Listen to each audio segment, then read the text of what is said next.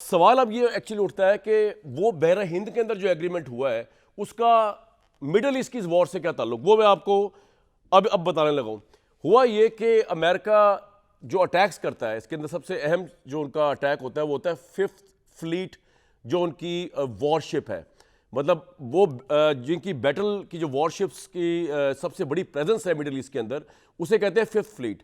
और ये खड़ी हुई है, ऑपरेशनल इसका हेडक्वार्टर जो है वो कतर के अंदर है। इसका जो मेन हेडक्वार्टर है फ्लोरिडा में, लेकिन ऑपरेशनल हेडक्वार्टर जो है इसका वो कतर में। अब अमेरिका तो बड़ा चलाक है, उसको पता था उसने ये वॉर तो करनी है, और उसको पता था कि जब वो वॉर यही स्टार्ट करेगा तो इसका जो फिफ्थ फ्लीट है ये अटैक में आ जाएगा अंडर ईरान की, और ईरान इसके ऊपर मिसाइल्स फेंकेगा। तो अमेरिका ने बड़ी चालाकी से जो है फिफ्थ फ्लीट को जो है वो ले गया, मूव कर गया वॉर शुरू होने से पहले ही अरेबियन सी के अंदर और इंडियन ओशन के रीजन के अंदर। वो इंडियन ओशन रीजन जहां अमेरिका और इंडिया का पहले ही पैक्ट हुआ हुआ है कि अमेरिका की वॉरशिप्स आएंगी तो उनको सिक्योरिटी इंडिया प्रोवाइड करेगा। अमेरिका की वॉरशिप्स जो है अगर उनमें कोई टेक्निकल डिफेक्ट आएगा तो इंडिया की लोकल कंपनीज जो हैं, उनके लोकल डॉक्स जो है वो उनके पुर्जों को ठीक करेंगे। और मैं आपको नाम बताया था, लॉर्सन एंड टोप्रो चेन्नई के अंदर है, जो 2023 में जिन्होंने एग्रीमेंट किया अमेरिका के साथ कि अमेरिका की जो वॉरशिप जो है ख़राब होगी बहरा हिंद के अंदर वो उसको ठीक करेंगे।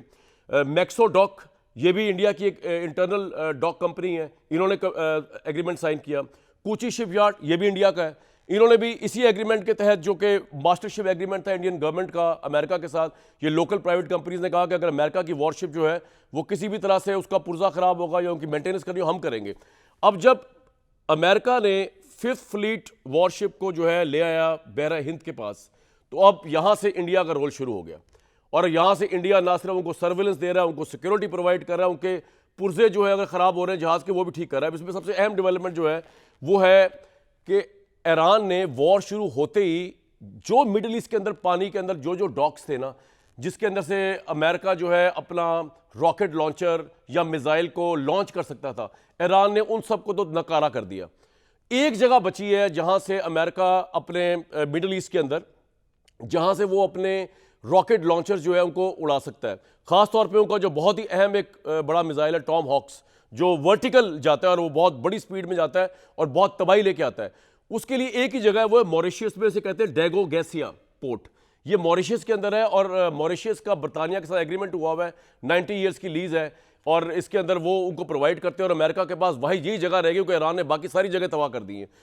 इस जगह पे भी इंडिया का स्टेक है, क्योंकि जब ये एग्रीमेंट हुआ तो 2025 में जब ये एग्रीमेंट हुआ तो इंडिया को एक पैकेज डील मिली $650 मिलियन की, कि इंडिया क्या करेगा कि इस डेगो गाशिया पोर्ट के अंदर जो वाहिद जगह रह गई है पानियों के अंदर जहां से अमेरिका टॉम हॉक्स जैसे मिसाइल लॉन्च कर सकता है, वहां इंडिया इनको सर्विलेंस प्रोवाइड करेगा, अमेरिकन मिसाइल्स और अमेरिका के लोगों को यहां पे उनको रिडार फैसिलिटी प्रोवाइड करेगा और उसको $650 मिलियन मिलेंगे।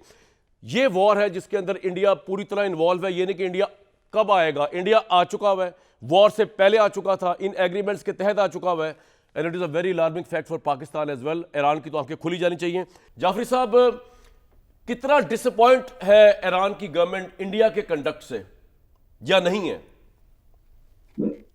देखें, इंडिया का जहाँ तक सवाल है तो ईरान के अंदर एक रिएक्शन जो पिछले कम से कम 7-8 साल से, जब से मोदी की हुकूमत आई है, और ख़ुद आप अगर आयतुल्लाह ख़ामनाई की स्टेटमेंट्स भी देख लें कश्मीर को लेके और बाकी जगहों को लेके, वो बड़ी वाज़ेह हैं इंडिया को लेके।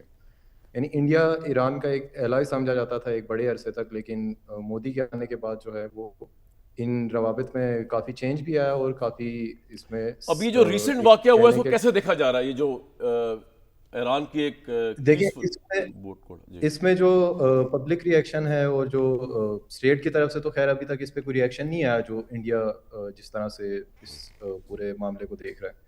लेकिन पब्लिक रिएक्शन बहुत ज़्यादा नेगेटिव है इंडिया को लेके, और लोगों का यही कहना है कि इंडिया जो है वो, जिसको ईरान ने एक अरसे तक सपोर्ट भी किया और ऑयल दिया और बाकी मामलात में भी इंडिया का साथ दिया, लेकिन इंडिया ने वक्त आने पे ईरान के साथ एक गद्दारी ईरान वाला मामला सरेंडर किया। करेगा आपके ख्याल में? तेहरान में बैठ के क्या आपको फील हो रहा है, ईरान सरेंडर करेगा?